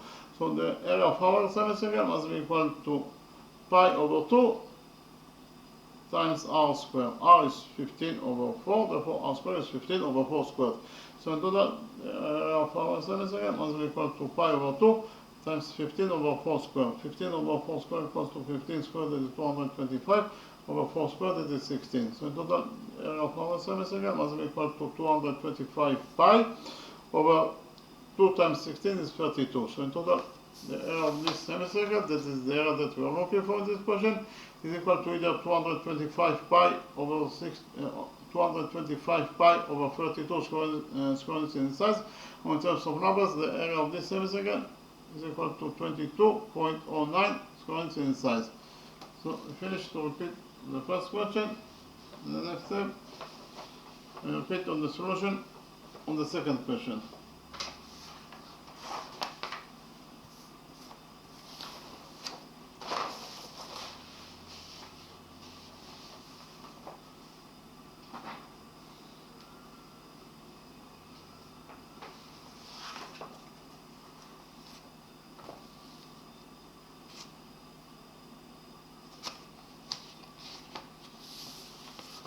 In the second question, our task was to find out the area of this green shape. So in the drawing, this is the big rectangle ABC. Side AB of triangle ABC equals to 6 units in its length. Side AC equals to 8 units in its length. Side BC is the hypotenuse, that is the missing side. Inside this big rectangle ABC, we have those two identical circles that touch each other externally at point M. Again, our task is to find out the area of this green shape. So first of all, we implemented the Pythagoras theorem on this big rectangle ABC in order to find out the area for the hypotenuse BC. According to the Pythagoras theorem, this rectangle ABC, BC squared, that is the square of the hypotenuse, equals to AB squared plus AC squared. And again, in the big rectangle ABC, according to the Pythagoras theorem, BC squared, that is the square of the hypotenuse, equals to AB squared plus AC squared. BC is the missing side, so we leave this AC. So it is equals to AB squared. AB is 6, therefore AB squared is 6 squared, that is 36, plus AC squared, plus AC squared. AC is 8, therefore AC squared is 8 squared, that is 64. So in total, BC squared equals to 36 plus 64, that is 100. So BC squared equals to 100. Here we took root out of this equation, and we found out that BC equals to the square root of 100, that is 10. This is the length of the hypotenuse BC is 10 units. Okay, so equal to 10. The next step, we found out the area of this big rectangle ABC. The area of this big rectangle ABC must be equal to the base AB times the height AC over 2. The area of the big rectangle ABC must be equal to the base AB times the height AC over 2. AB is 6, AC is 8 over 2. So 6 times 8 is 48. 48 over 2 is 24. So in total, we found out that the area of this big rectangle ABC is equal to 24 square units in its size. In the next step, we found out the area of this big rectangle ABC in a different way. We choose the base as BC. Therefore, the height of the base is edge. The right edge must create 90 degrees with the base BC. So total the area of this big rectangle ABC according to the second method must be equal to the base BC times the height to the base H over 2. The big rectangle ABC equals to the base BC times the height H over 2. Area of triangle ABC is 24, so we substitute the area of triangle ABC by 24, and it's equals to BC, that is 10 times H over 2. 10 over 2 is 5, so in total this expression equals to 5H. So 24 equals to 5H. Here we divided this equation by 5, and we found out that the height to the base BC that must create 90 degrees with the base, the height H equals to 24 over 5 is 4.8 units. Again, the height H to the base BC equals to 4.8 units, and it's 4.8 units inside. So in the next step, we defined the center of this circle. This point is point P. It's point P. We define the center of this circle. This point is point Q. We define the radius of this circle as x. Those two circles are identical, and therefore the mass are also the same radii. We define the point of tendency of tangent BC with this circle. This point is point K. We define the point of tendency of tangent BC with this circle. This point is point L. We define the point of tendency. Actually, we join points P and K together by a straight line. Point P is the center of the circle, point K is the point of the circle itself, therefore PK is the radius of the circle that is equals to x, according to our definition. The radius PK is equals to x, the radius PK is drawn to point K, that is the point of tendency of tangent BC with this circle. And whenever your radius is drawn to the point of tendency, then tangent BC will be perpendicular to the radius KP. If BC is perpendicular to KP, it means that this angle equals to 90 degrees, and this angle also equals to 90 degrees according to rule 1.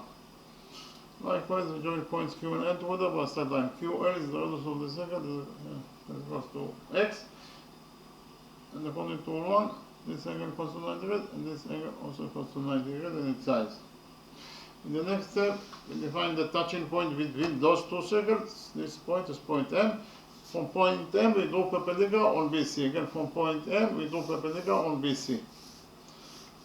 So this angle equals to 90 degrees, and this angle also equals to 90 degrees according to our construction. We define the touching point of the perpendicular from point B, from point M and BC. This point is point S.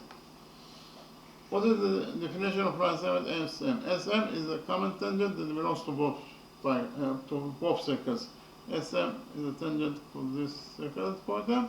Likewise, SM is the tangent to this circle at the same point, point M. So SM is a common tangent that belongs to both triangles. So we can implement here rule 1. Here we have the radius PM that is equals to x. The radius PM is drawn to point M, that is the point of tendency of the tangent SM in this circle. And whenever your radius is drawn to the point of tendency, then tangent SM will be perpendicular to the radius MP. If SM is perpendicular to MP, it means that this angle equals to 90 degrees according to rule 1. Likewise, the radius QM that is equals to x, the radius QM is drawn to point M, that is the point of tendency of tangent SM with this circle. And therefore, according to rule 1, this angle equals to 90 degrees in its side. So, by doing all those constructions, we can deduce those two small quadrilaterals. Inside quadrilateral PMSK, we have 1, 2, 3 triangles, and therefore this fourth missing must be equal to 90 degrees in its size.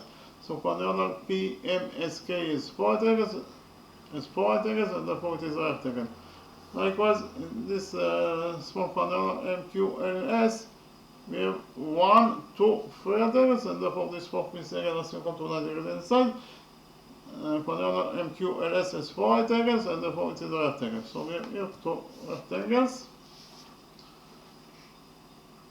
Actually, we joined. We know that of course PM is the radius of the circle that is equals to x. QM is also the radius of this circle that is equals to x. What about line segment PMK? Is line segment PMK is one straight line or not? Actually, I presented two reasons that line segment PMK is one straight line.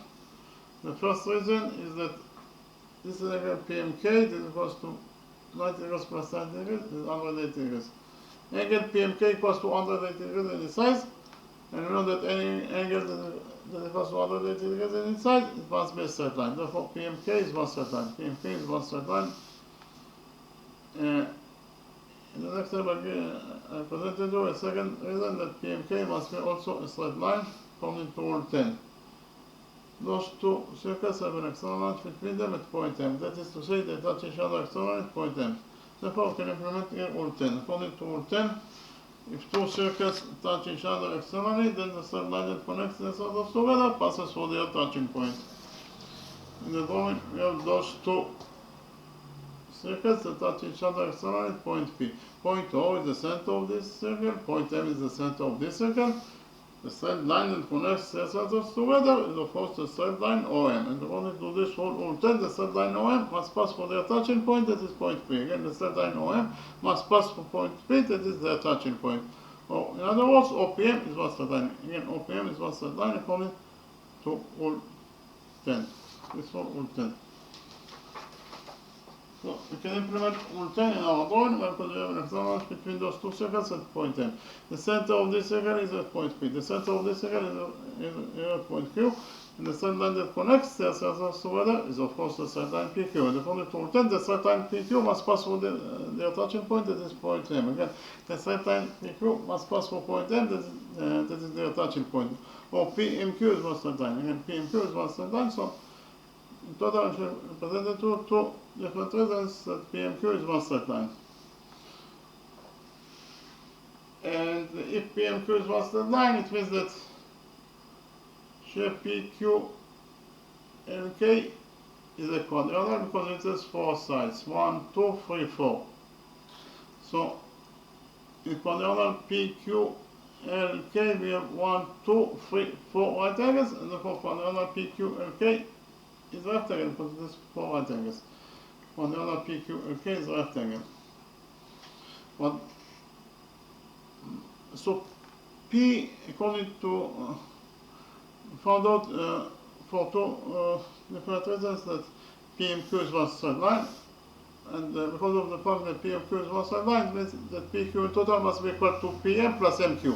That is to say, PQ equals to PM, that is X, plus MQ, that is also X. So in total, PQ equals to 2X. PQ equals to 2X. So in rectangle PQ and K, the opposite sides are equal to each other. So side PQ is equal to the opposite side KL, but PQ is 2X, and therefore the opposite side KL must be equal to 2X units in its length. So in the next step, I copied this rectangle, big rectangle PQ and K in a new drawing, and we did a construction that is to say the height to the base BC equals to edge, and edge equals to 4.8.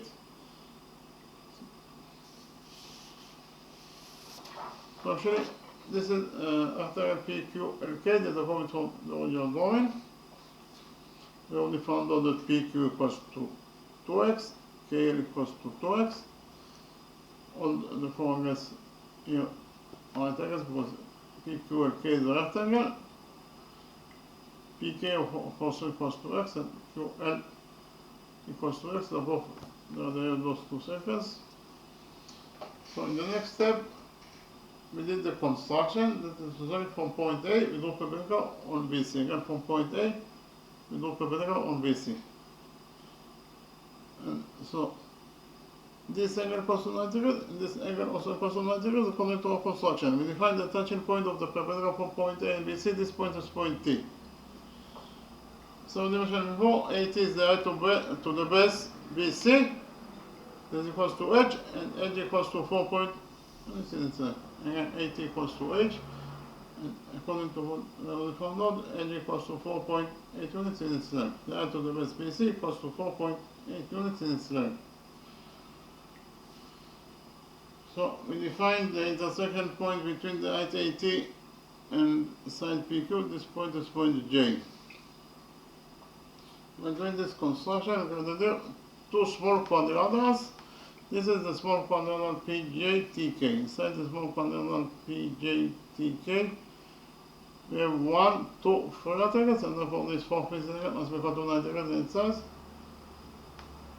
And therefore the small quadrilateral PJTK is a rectangle because it has 4 rectangles. Likewise, in this rectangle, in this quadrilateral PQLT, we have 1, 2, 3 rectangles, and therefore this fourth missing element must be equal to 90 degrees in its size. And therefore quadrilateral JQLT is a rectangle because it has 4 rectangles. So, what is the size of this angle? We found out the size of this angle according to rule 3. Rule 3 says that the sum of the angles on one side of a straight line is equal to 180 degrees. 80 is the height to the base, and 80 is the height.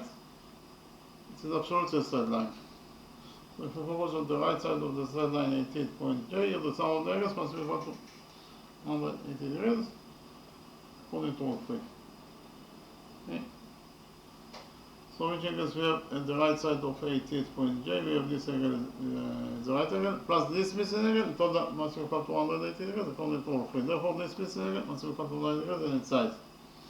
Likewise, in the left side of 88 point J, the sum of the angles must be equal to 180 degrees according to rule 3. So which angles we have the left side of 88 point J, we have this angle, this is the right angle, plus this missing angle. In total, the sum of those angles must be equal to 180 degrees according to rule 3. Therefore, this missing angle must be equal to 90 degrees in its size according to rule 3. So in the next step, I presented to a second reason that those two angles both must be equal to 90 degrees in their sizes. According to the rule, that corresponding angles between parallels are equal to each other. In rectangle PJTA, PJTK, the opposite sides are parallel to each other. So side PJ is parallel to side KT. So those two corresponding angles are located between the parallels PJ and KT, therefore they must be equal to each other in their sizes. But this is a right angle, therefore this missing angle must be also equal to 90 degrees in its size. Likewise, in rectangle JQLT, the opposite sides are parallel to each other. So JQ is parallel to TL. Those two corresponding angles are located between the parallels JK and TL, and they must be equal to each other in their sizes. But this is a right angle, therefore this missing angle must be equal to 90 degrees in its size. According to the rule, that corresponding angles between parallels are equal to each other. So we found out include different methods that those two angles are both right angles. So in rectangle TJTLQ, the opposite sides are equal to each other. Side QL equals to the opposite side JT, but QL is x, therefore the opposite side JT must be also equal to x and x in its length. What is the length of AJ? AJ equals to 80 minus JT. Again, AJ equals to 80 minus JT. AJ equals to 80 minus JT. So AJ equals to 80, the height, the edge, equals to 4.8 minus JT. We just found out that JT equals to x. So in total, AJ equals to 4.8 minus x. AJ equals to 4.8 minus x. In the next step, we join the joint points A and P together over straight line, and we join points A and Q together over straight line. When doing those constructions, we added the small triangle APQ. The area of this small triangle APQ equals to the base PQ times the height of the base AJ over 2. Again, AJ is the base because it creates 90 degrees with the base. AJ is the height because it creates 90 degrees with the base PQ. So the area of the triangle APQ equals to the base PQ times the height AJ over 2. So the area of the triangle APQ equals to the base PQ times the height AJ over 2. PQ is 2x.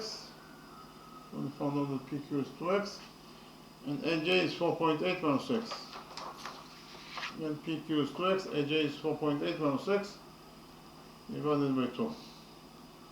We have 2 the denominator, 2 the denominator, so 2 get cancelled, and we have 2 with x times 4.8 minus x. We open the brackets here and found out that 4.x times 4.x is 4.8x minus x times minus x is minus x squared. So in total, we found out that The area of triangle APQ equals to 4.8x plus x squared corresponding in size.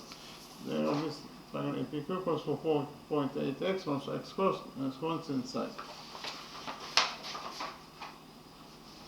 In the next step, we define the point of tendency of tangent AB with this circle. This point is point Y.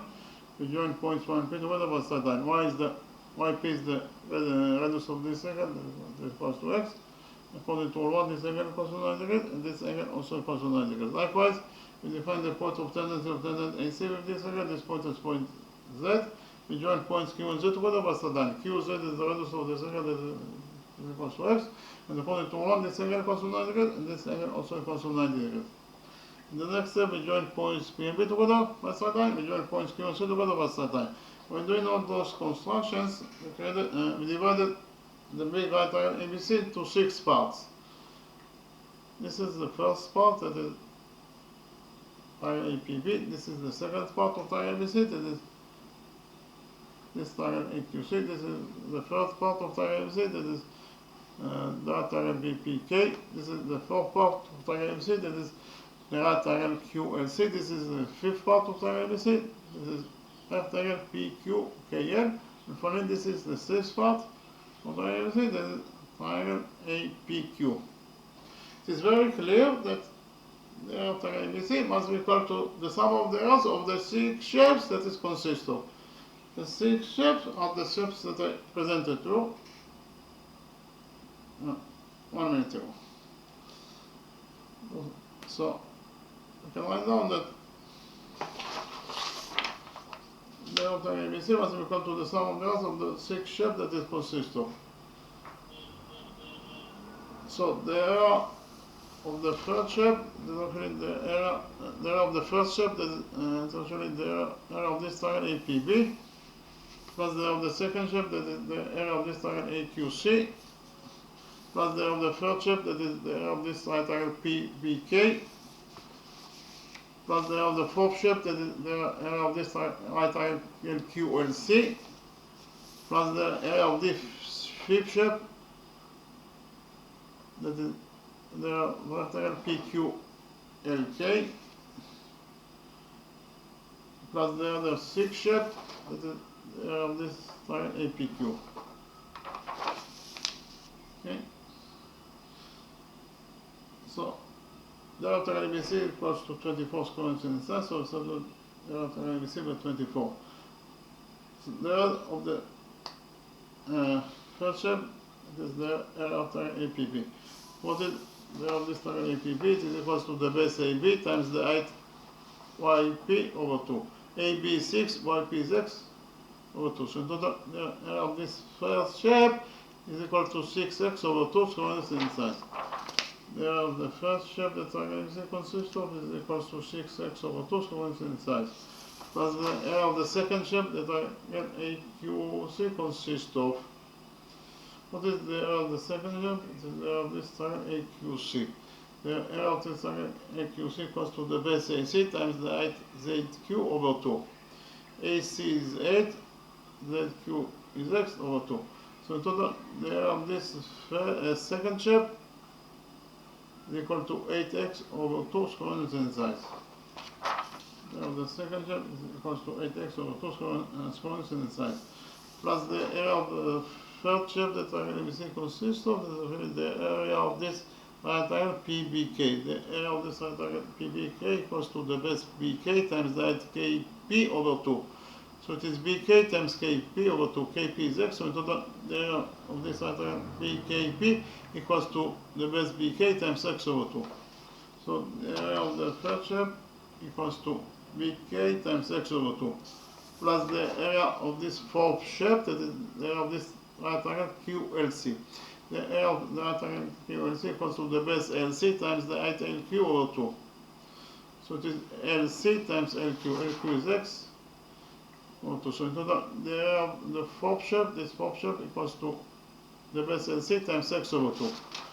So the area of the fourth shape equals to LC times x over 2, plus the area of this fifth shape, that is rectangle PQLK. We know that the area of the rectangle equals to the length of the rectangle times the width the left PQ is 2x, the width PK is x. So in total it is 2x times x. So the area of the fifth shape is 2x times x, and plus the area of the sixth shape, that is the area of this triangle APQ. Well, we found out that the area of triangle APQ is equal to 4.8x minus x squared. So plus the area of the fifth shape, the sixth shape that triangle ABC consists of, this is actually 4.8x minus x squared squared inside. In the next step, we simplify this long expression. We found out that 24 equals to 6x over 2 is 3x, 8x over 2 is 4x, and we have here bk times x over 2 plus lc times x over 2. Here we took x over 2 as a common factor out of those two expressions. So what is left from this expression after we took x over 2 as a common factor? What is left is actually bk. Likewise, what is left from this expression after we took x over 2 is a common factor, what is left is actually LC. So that, in total, the sum of those two expressions is equal to x over 2 times bk plus LC. 2x times x is 2x squared, and we have 4.8x minus x squared. We continue to simplify this expression, and found out that 24 equals to 3x plus 4x is 7x, and we have here x over 2 times bk plus LC. We would like to express all the variables in this equation by x. We must express the sum of the left of those two line segments in terms of x. Why? Because we will have one equation with one variable x that is missing. Otherwise, we are not able to solve this expression. We are able to solve only one equation with one variable, so we have to to express pk plus nc in terms of x. So what is the value of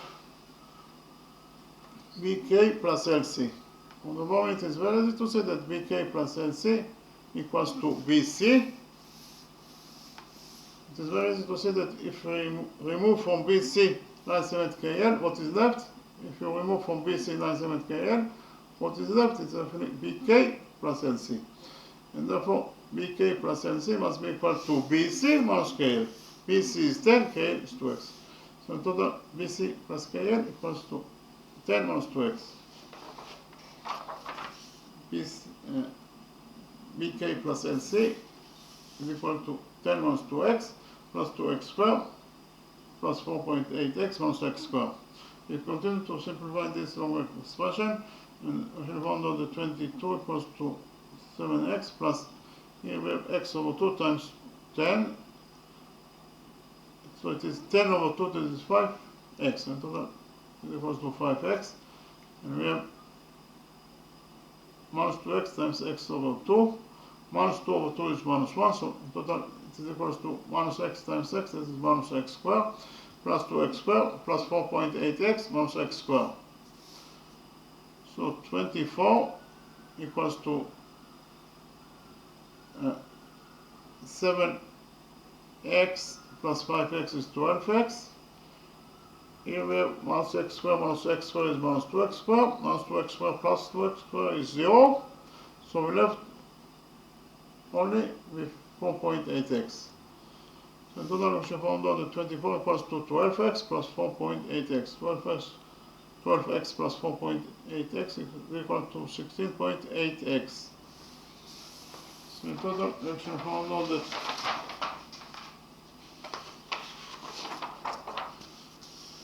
24 equals to 16.8x. Here we divided this equation by 16.8, and when we found out that x, that is the area of the two circles, two identical circles,